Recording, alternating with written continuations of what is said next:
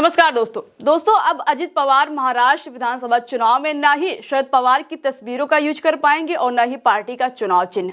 Supreme court ने अजित पवार से कहा है कि आप अपने पैरों पर खड़े होना सीखो। दोस्तों, आपको एनसीपी के अंदर चल रही कानूनी लड़ाई के बारे में तो पता ही है। दोनों पार्टियों के बीच चुनाव चिन्ह को लेकर विवाद चल रहा है।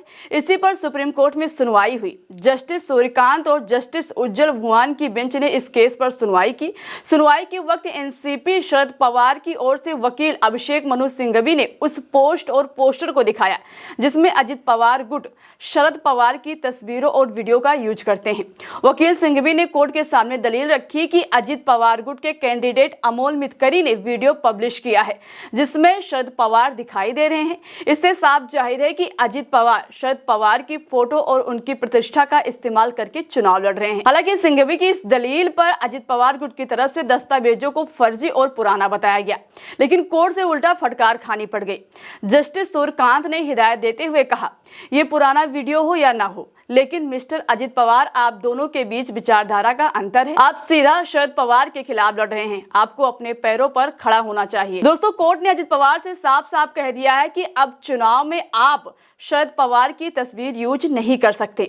जब आपने खुद को शरद पवार से अलग कर लिया है तो आप उनकी तस्वीर और उससे जुड़ी किसी भी चीज का इस्तेमाल नहीं कर सकते हैं। आप अपनी अलग पहचान बनाइए और उसी पहचान के सहारे आप चुनाव लड़िए। आप युद्ध के मैदान पर फोकस करिए। जनता हर जवाब दे देगी। जनता समझदार है, वो जानती है कि किसे वोट करना है, कहां करना है, और वो ये बात भी अच्छी तरह से जानती है कि शरद पवार कौन है और अजित पवार कौन है।